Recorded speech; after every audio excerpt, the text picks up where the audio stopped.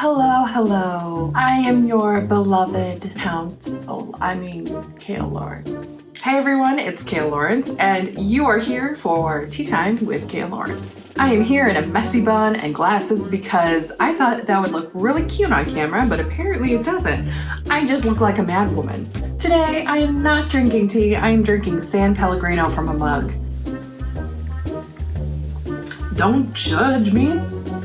If you're wondering, these are actually my blue light glasses, so I typically wear these when I write. I can't remember what brand they are, but I did get them on Amazon. This video is not sponsored by anything but Kale Lawrence's weirdness.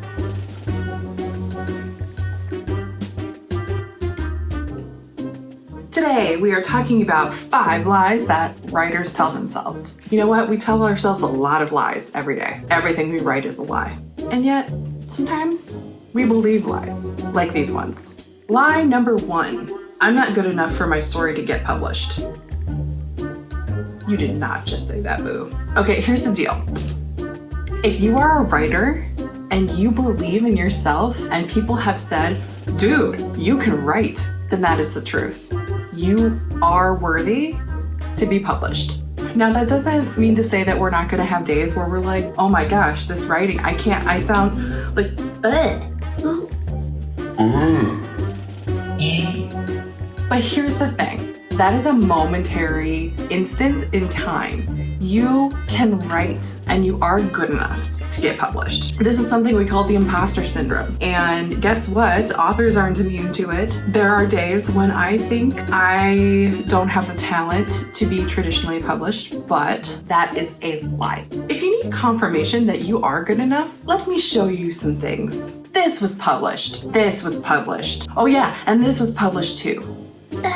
Your work is better than theirs. And guess what? You will be published because they were. Take it from me. Lie number 2. After I'm published, I'll find success. Yes and no. See, there's a lot of work that goes into the stages after you're published. So if you are an indie published author, as I am, your work doesn't stop after the books are printed and they hit the shelves. You have to market yourself. You have to do author outreach. You have to make connections. You have to find your audience and tell them why this book needs to be read by them. Success doesn't come easy. It's very rare that you will publish a book and all of a sudden flocks of people will just run to the bookstore to buy your book. Unfortunately, there are so many books right now at Barnes & Noble, and they're not just going to immediately gravitate towards the shelf right to look at yours and be like, yes, this is the book. I mean, great if they do. That's awesome. And I really want to know your secrets.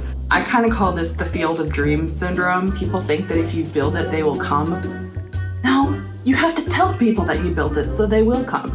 It's a lot harder than it looks to put out a story and then just expect people to read it. So you have to put the work into getting that success. It's not as simple as just putting out your book. Lie number 3, I'll make more money if I'm independently published. Gosh, I wish that was true.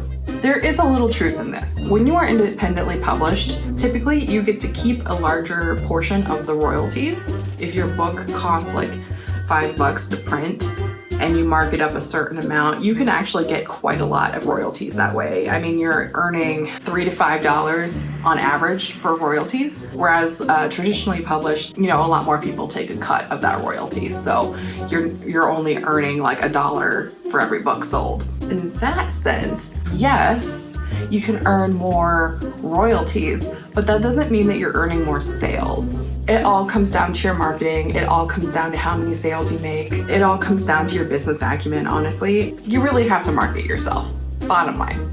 This is coming from someone who is professionally in marketing. Lie number 4, I won't have to market my book if I'm traditionally published. Who told you that? Just because traditional publishers have marketing departments and they have money behind them to market, they only do this for a very certain amount of time after a book launch. Then, it's really up to the author to continue this marketing, to continue getting a fan base and really connecting to their audience and building that up. They have to do a lot of work on their own as an author. It's not just the publishing company who's going to be marketing for you. In the long run, you are your marketing advocate. Lie number 5, being an indie author is easier. What? Oh, honey. Honestly, I wouldn't say indie authors have it easier or traditional authors have it easier. It's still the same amount of work you have to put into it. So, you have to put in the work of writing the book.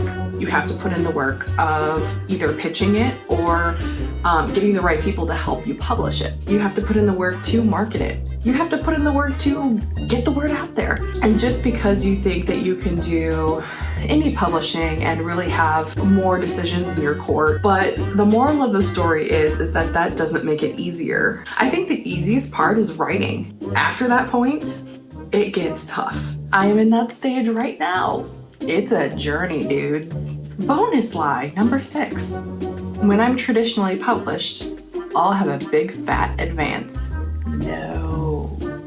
I really don't want to dampen your spirits, my loves, but first-time authors do not get that big of an advance. Honestly, what you get from the advance is enough to pay your agent, and it's enough to perhaps do put some away for marketing. But honestly, that's about all you get, because the publishers don't know if they want to take a risk on you. Now, if you show them that you have a very successful project and it just flies off the shelves, then your next advance might be a little bit bigger. But most of the time, authors cannot just quit their jobs to support themselves with their book advance.